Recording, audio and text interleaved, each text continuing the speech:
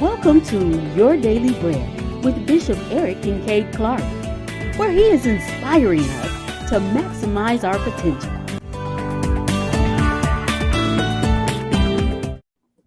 Good morning, good morning, good morning.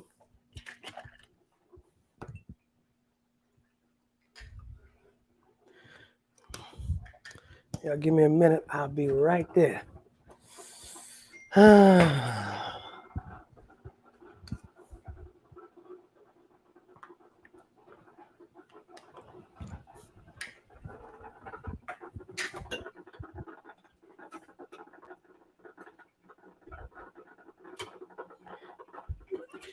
It's Monday, and I'm staying true to form for Mondays. Putting it together.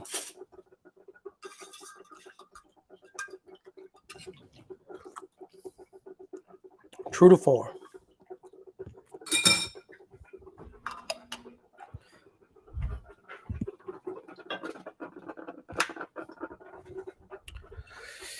All right.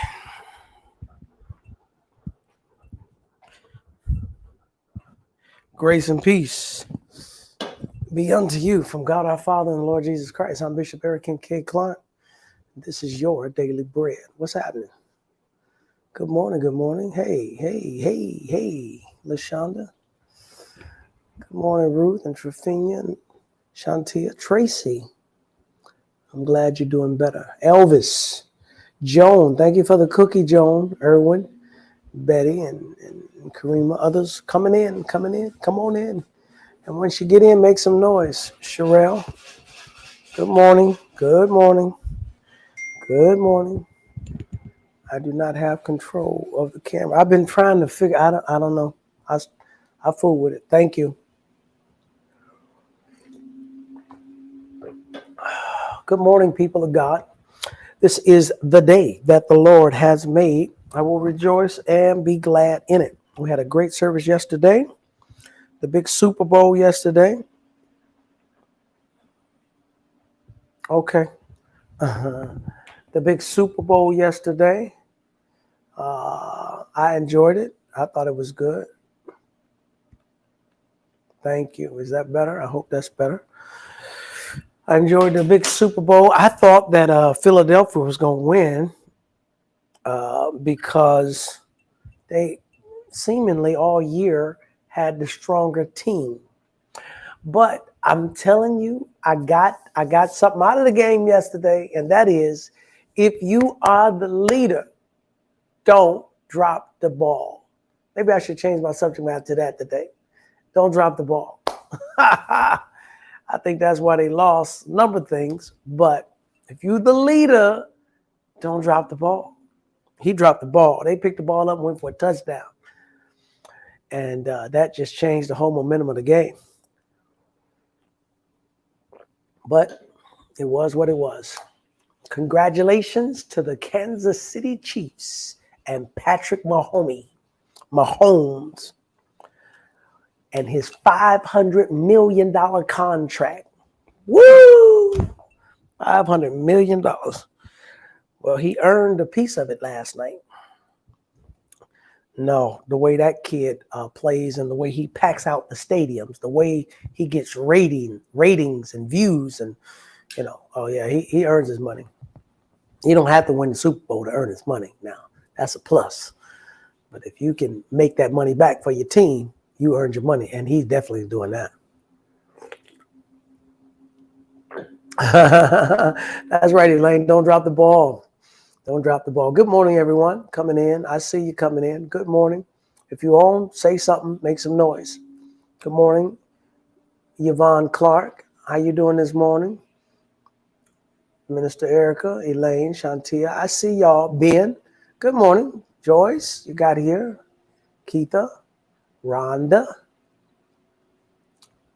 Is that Queen Sheila? Good to have you. Okay. Yesterday, we had a great word. God blessed us. And I was able to give you all some insight into just living with a prophetic eye, watching things, seeing what's going on around you, and being able to hear the word of the Lord to get a word from the Lord as a result of those current affairs, events. And on the 6th, today is the 13th, so 1 week ago, actually, it did take place on a Monday at 4 a.m. Can you imagine 4 a.m. in the morning and things start shaking and hundreds of buildings collapsed? Oh my God, it had to be terrible, man. And it's freezing cold and it had to be terrible. That I'm telling you, my heart goes out to those people in that region. Over 13 million people affected by this earthquake, and at least 30, just about 30,000, the last count. That count is going to continue to rise because they have to dig out. Let me see if the number has increased.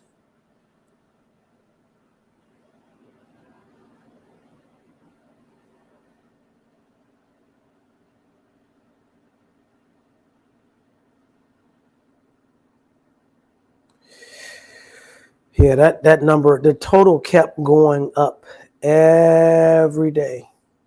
Okay, death toll surpasses 33,000. Yesterday, when I was putting together my notes and just trying to update the number, it was at 29,000 something, but they then found over 4,000 more people dead. 4,000 more people dead. Y'all, this is amazing. Yeah, over 33,000 people dead in one day. And the number is still rising. They're going to keep on finding more and more and more deceased people. Wow. Jesus. And we all have to be careful, because I know I do it too. And that is, a story will come across the news or information will come across some kind of way, and it really is life-changing for somebody. It's just not life-changing for you, and we continue on with our day. And I understand. And you know what? You would never be able to get anything done if you just focus on the news, because there's so much negative news, whether it's one mother who lost her child, or in this case, over 33,000 people dead. You would just stay at a state, you'd get locked in to mourning, and just like, hands down, you never want to go nowhere, do nothing, because it's just overwhelming. So you got to move on. You got to keep going. You got to stay positive. You got to let, the joy of the Lord be your strength and all of that. But man, I think it was necessary to pause. That's just not a story. That's an event. I don't think we should pause at a story like that. We should pause at an event like that. That's an event. They're in Syria, in Turkey, earthquake. Over 33,000, not 3,000, 30,000, 33,000 dead. Oh my God. Jesus. I mean, the loss of a life is you can't hardly recover from that. It takes God's grace. The loss of a child, the loss of your family, and where you live and where you work and your whole community. Gone.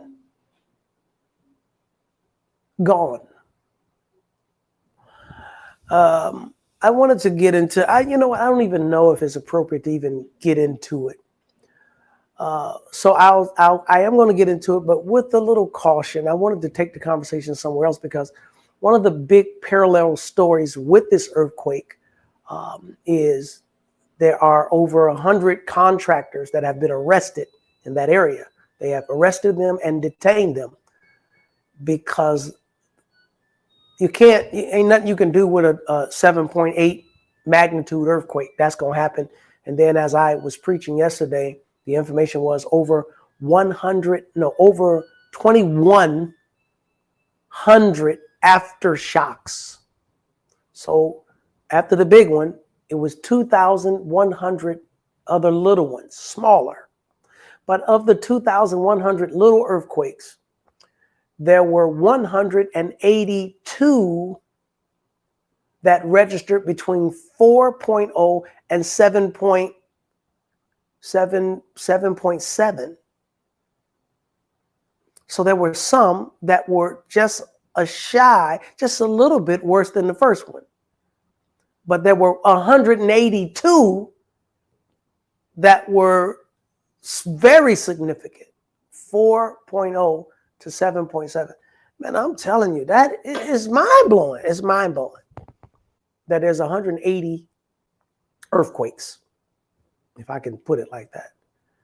And it's killed over 30,000, 33,000 people. It's just mind-blowing. It's mind-blowing. But one of the parallel stories, and I challenge y'all to take a look at it, read it, check it out if you get a chance, where there are a lot of contractors, builders under investigation that they didn't build according to code, that in the rubble, that, you know, they digging through and find out, okay, man, wasn't this building supposed to have more steel?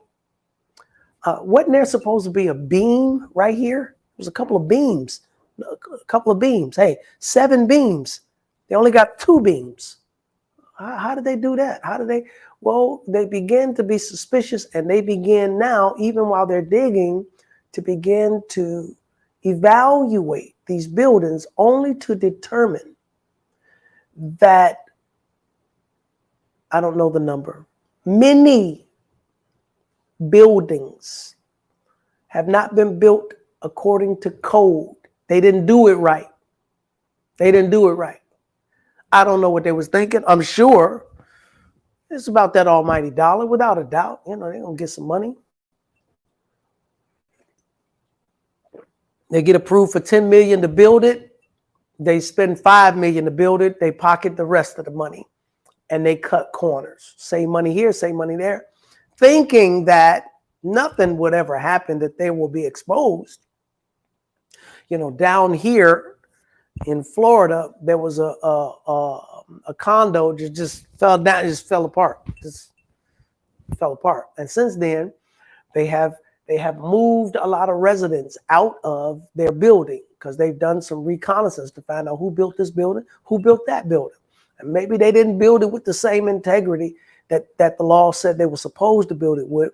And so they checked, investigated, and they said, you know what? This is a faulty building. We want all the residents to move out. And that's what they did. I'm telling you, it's crazy. And so now, you know, I'm looking around, and down here in Florida where I'm at, if you came down, if you was even just standing on my balcony, you could look. I have a corner unit, so I could see this side and that side, almost, I mean, like all the way around. And you see cranes up, like they got these big cranes up because they're building buildings. I mean, like, it's crazy. Like, you ain't seen nothing like it. I can show you 15 or 20 different big cranes that are up where they're building like skyscrapers, 40 stories, 50 stories, 30 stories, like they building. And, you know, just talking, meeting different people, you know, you find out that the cost to live is elevated because these inspectors, the rules, the statutes, the standards that they have in place to build are stringent. They have doubled down. They're making you build it even more secure than you're supposed to build it. And they got all the commissioners and all the people that's supposed to be checking and investigating and approving. They got these folk on point. So if you buy one of them new condos, you're going to pay because it's built right. Ain't nobody cut no corners, right? And so out of that, I was thinking, well, this is not the first time I've had this thought, but I was thinking, how much do we put our lives in other people's hands? Like, how many times? I do it all the time. I fly, and I'm not a pilot. I'm not an air traffic controller. And I'm not one of the workers that, because they have all these checks. You got to check engine, you got to check fluid, you got to check all the systems on the plane, the navigational stuff. You got to check everything. Like before a plane takes off, there are several checks. I have a friend, Gerald Manning. He used to be I don't know if he still is, but he was an air traffic controller. And he would just tell me about things that Wow, the average person just wouldn't know that has to happen before a plane took off. Also, I went up in a four-seater plane before. A friend of mine invited me, and I got in a little bitty plane, and we went up, and it was amazing, like all of the stuff that had to be done before you go up. You can't just go get in the plane, turn it on, and just go. No, you had to. There's a lot of communication between the tower. There was a lot of systems checks, and then there was physical inspection where the pilot had to get out. He had to go and check all around the plane. There was a lot of things that had to check, and the flaps turning the right way and doing all. It was a lot. It was a lot, and and of course I trust him to check everything. And the tower. Hopefully y'all are not up there and playing and acting silly, playing video games. Y'all on your job, right? And this has happened several times. I travel, as you all know, all the time. I travel every week, at least once a week, but sometimes other than that. So I'm always putting my life in somebody else's hands. I trust that they did it right. Now, people put their lives in my hand, their soul. Bishop, you're my pastor. They're trusting that I'm doing it the right way. Praying for them, teaching them the word of God, inspiring them, encouraging them, leading and guiding them into all truth, rightfully dividing the word of truth, so on and so forth. You're in good hands. To God be the glory.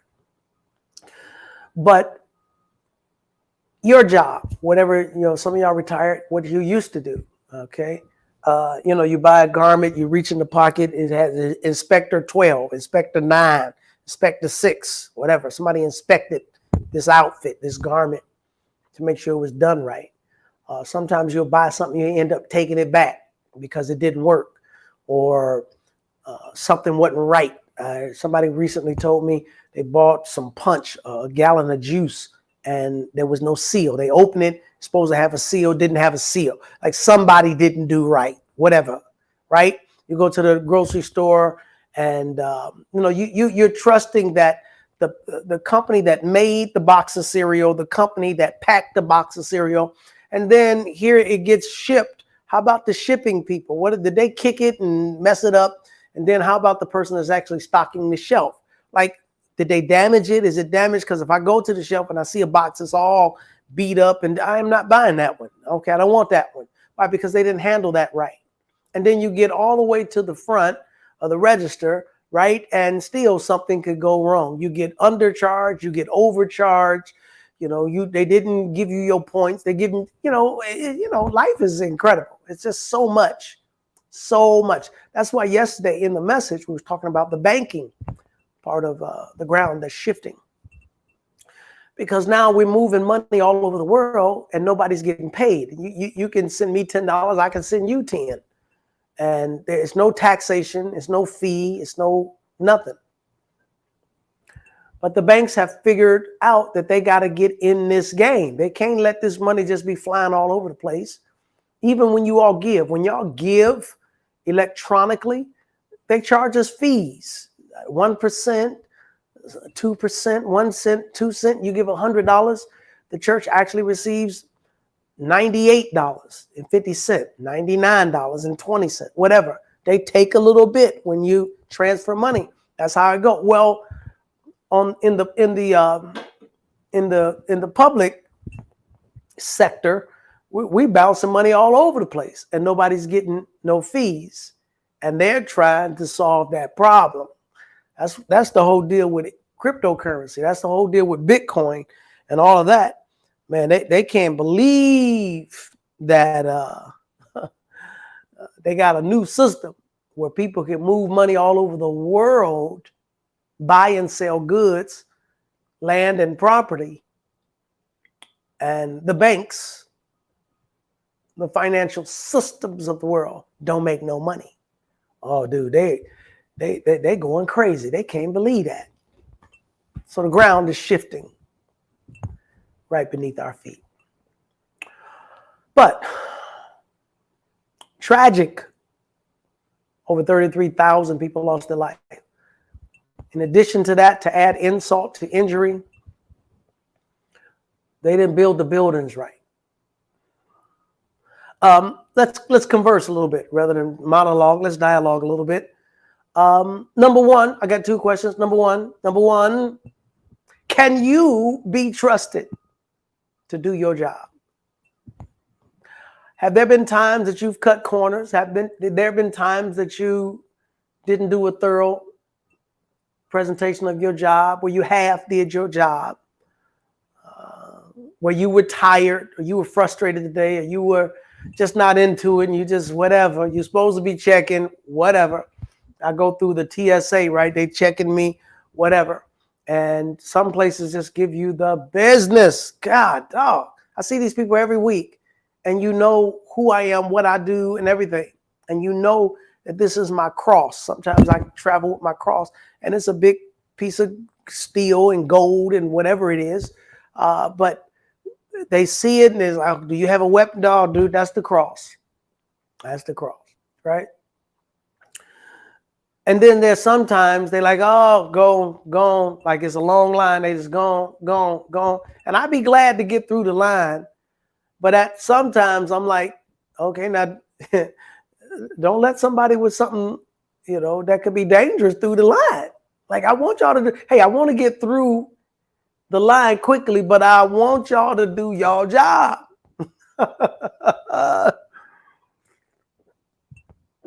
Can anybody identify with me? You want people to do their job, but you don't want it to take so long. Like you take your car in to get it serviced. Okay, when will you have it back? I'll have it back in an hour. You can wait. Oh, I can wait. Oh, that's good. Y'all gonna hurry up? Good. On one hand. On the other hand, no, take your time, get it right, fix it right, do it right. Don't cut no corners for me because I'm in a hurry. Even if you go through a drive-through, I don't do it that much, but if you go through a drive-through, you want your whatever your meal is, right? Okay, we do want it fast, but please, can you get it right? Get it right, because they'll give you somebody else's order. You look in the bag, you got an apple pie. You didn't order an apple pie. Like, who in there? And what are they doing? They just giving away pies. They don't even follow the system, right? They ain't even got it right. Like, they messing up your order and stuff, right? So question number one, can you be trusted? Can you be trusted to do your job? Whatever it is or whatever it was. Are you one of these people that are trustworthy?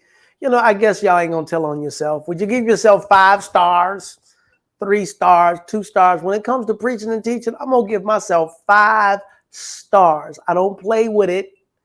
I don't play with my ministry. I don't play with my call. I don't play when I'm called upon to preach, teach. I'm gonna give it to you. If you hear I'm doing a Sunday school class somewhere, you might want to show up because you're gonna learn something. Like every time, I'm just not gonna play with it. I'm not going to enter into no phase of ministry. That was one of the apprehensions that I had about doing this on every day, because I'm content oriented. I want to have something. I want to have direction. I know people that do. I don't know them, but there are people that do a lot of online stuff, but they ain't talking about nothing. They ain't got nothing to say. It's a waste of my time and theirs to listen. I'm not inspired. I'm not prompted. There's not even conversation I can get out of this. This is stupid. This is foolishness. This is silly. And I didn't want to be that. I didn't want to do that. I didn't want to get up and waste everybody's time from 9 to 9:30. Y'all meet me every day. Let me waste a half hour of your time. Let me just waste a half hour of your time. I will not do that.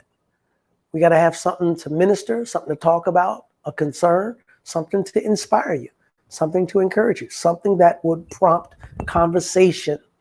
And that's a lot of work. It does take work. It does take thought. It does take preparation. 5 stars. I'm giving myself 5 stars. 5 stars. What do you give yourself? 5, 3, 4, 2, no stars. Now, I cannot say that. I remember when I got my first job, not my first job, I got a job at McDonald's. I hated that job, man. I fast food. If you never worked in fast food, you almost have never worked. I mean, really worked. I had that job, man. I hated that job. Going down the basement to get fries, carrying that big heavy box of fries up, filling the thing with the fries. Okay, 6 on the turn, 12 on the turn, 24 on the turn. If you're on the grill, 24 on the turn means you throw 24 patties down. And when you turn, flip them to the other side, you throw another 24 down. That's like noon, right at 12 o'clock. Everybody's coming in. They want their burgers. And you got like almost 48 burgers on the grill, dude. And you got to flip. You got to put that, what is it? The onions. Once you flip it, you put the onions, you squirt the ketchup, squirt the mustard, whatever. And then you got a special order. Okay, special orders don't upset us. Yes, they do upset us. Yes, they do. No onions, no pickles, no this, that. We got a whole system back here. We got to stop for one that don't want no pickles, that don't want no doggone whatever. Yeah, and you can't mess it up. And then you got to pull that rapid special market.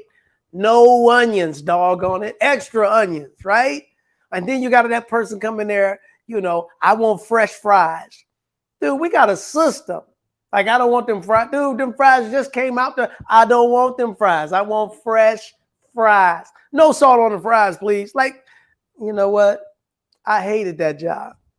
I hated that job. And when you don't like it, you end up, you might cut a corner here. You might not do it exactly like it's supposed to be done. And I lost that job. I can't remember if I quit or fired, but it was the same thing. I can't remember if I quit or got fired. It was the same thing. I wasn't working no more. I wasn't working there no more because I didn't like it. And because I didn't like it, I didn't do it. I don't think, like if you're in dire straits, you need to work wherever you can make some money and do a good job. But if you're talking about building a career, if you don't like what you're doing, you might want to get out of it. Do something that you enjoy doing and do it good. Do it thorough. Because nothing could be more frustrating than a person that don't do things thorough. I have an attorney, Erwin Frank.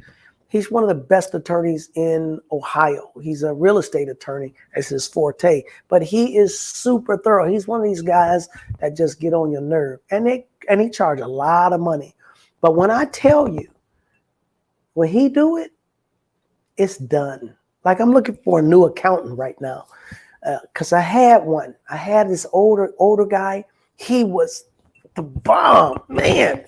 I hate he retired because when it was time to do my taxes and all my man, this guy, he just was super thorough and super thorough, super all the way.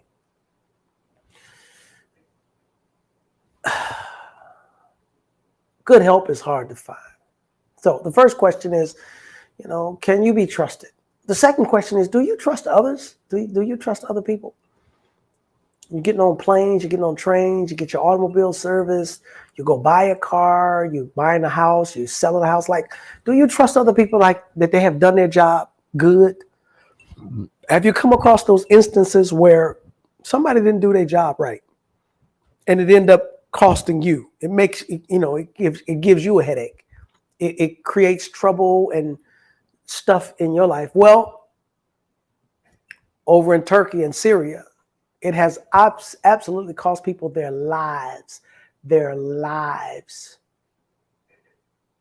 Folk dead because somebody didn't do their job.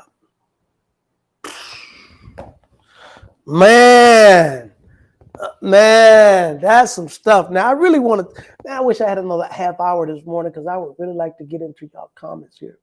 What are y'all saying? What are y'all saying?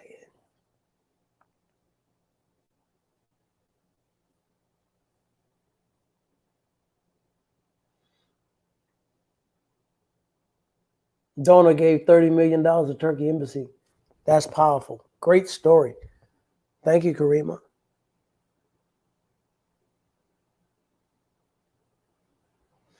Thank you, Kalila. We want to do it the right way. Just trying to do it the right way. Sherelle, I can be trusted. Very good. You got some teachers. You got teachers that are sleeping with the kids. You got You know, you got people that are not doing it right, cutting corners and doing things not the right way. Then I work at a factory and had an inspector miss a mistake. They had to do a 10-piece recall. The factory shut down about a year later. Wow. Kalila, that's how I go. When you can put out a good product, you know how these automobile companies, they'll have a recall. And see, let me show you how they do it in the world of technology. They have an update. So they don't tell you iPhone 14, something is wrong with it. They just said, we have to update. You got to update your phone. Why? Because they're working out bugs. Sometimes something ain't right. Somebody didn't do something right. They was rushing to get the thing out and they got it out. And once 10 million people start using it, they find out, oh, there's a flaw here. We got to put another fix out, and they fix it, and you update your phone and get fixed. It's a bug fix. Technology. Somebody not doing something right. But a lot of times, businesses, ministries, a lot of stuff, they don't last. They shut down because they're not doing it right. You got to do it the right way. That's right.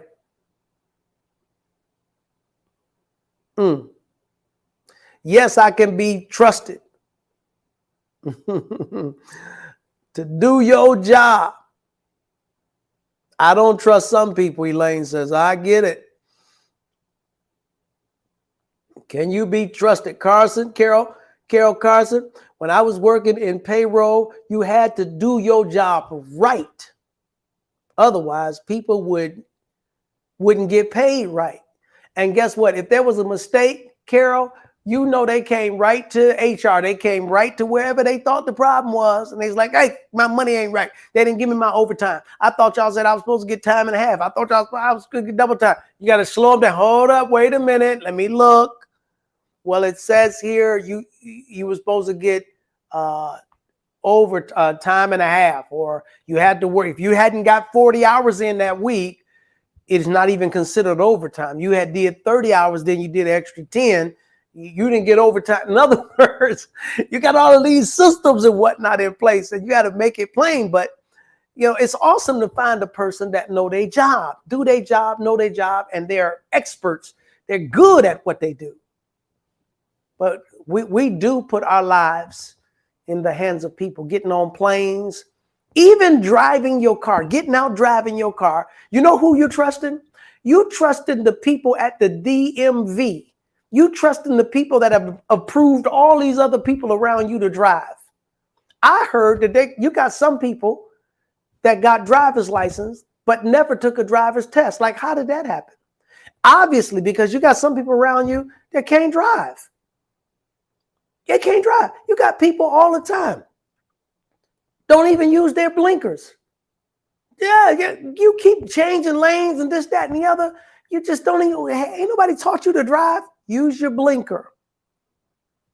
Changing lanes. When you turn in from this lane, make sure you don't come over in the other lane. Like, who taught you to drive? Who gave you your license? We're trusting that people do your job. Type this in, y'all. Do your job. That's to everybody. Type that in. Stop cutting corners, man.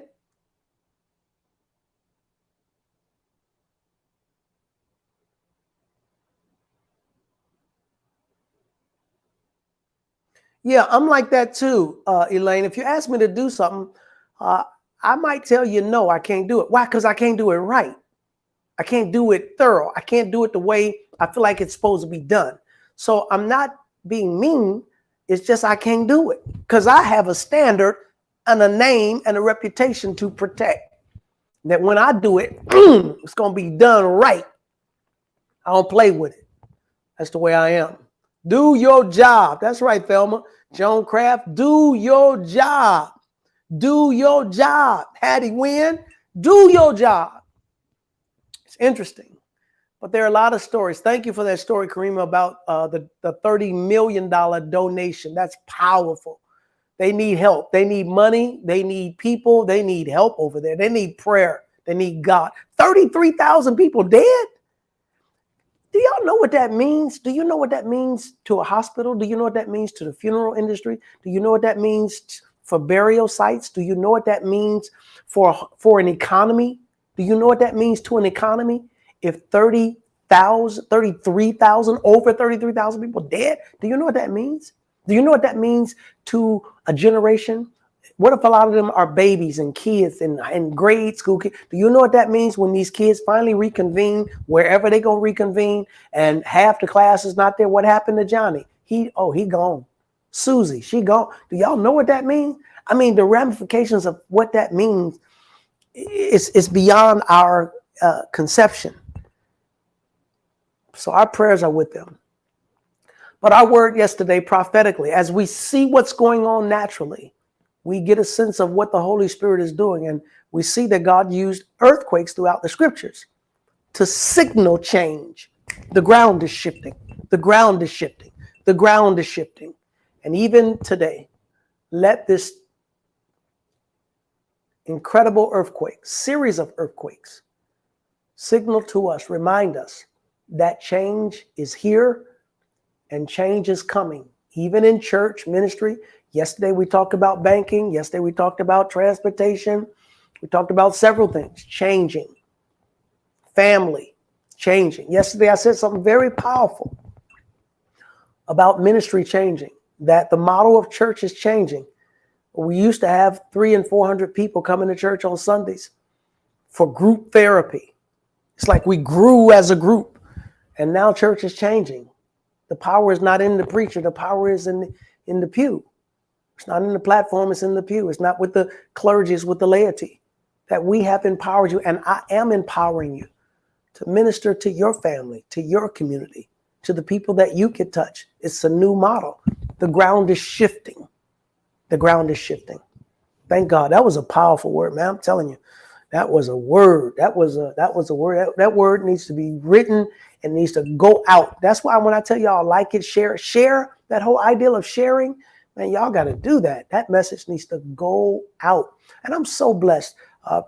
Pastor Nora told me this morning we have a very faithful member and supporter from the Memphis area that's always a part of. And they wrote and called and communicated. And even yesterday in our service, Sister Shay was in the service from Baltimore.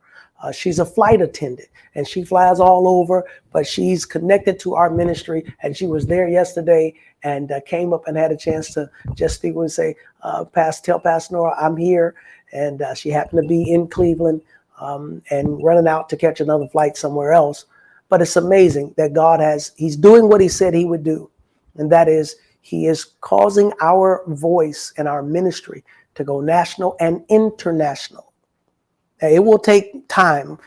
10 years from now, this will be a regular occurrence where we've got people everywhere all the time. And we're building it now. And you're a part of the genesis of that. Hey, do your job. Your giving, your tithing, your prayer, your support, your sharing. Do your job. There are people that are depending on you. You got family members in other cities. They don't even have a church. They don't even have a pastor. And you can plug them into our ministry. And they will be blessed. They will call you and say, man, I'm so glad you plugged me in. I love this ministry. I'm learning. I'm growing. I'm a part of. Yeah, that will happen. Okay, I love you. I love you. If you didn't tithe yesterday, honor the Lord with your tithe. If you have a special offering, give your special offering today.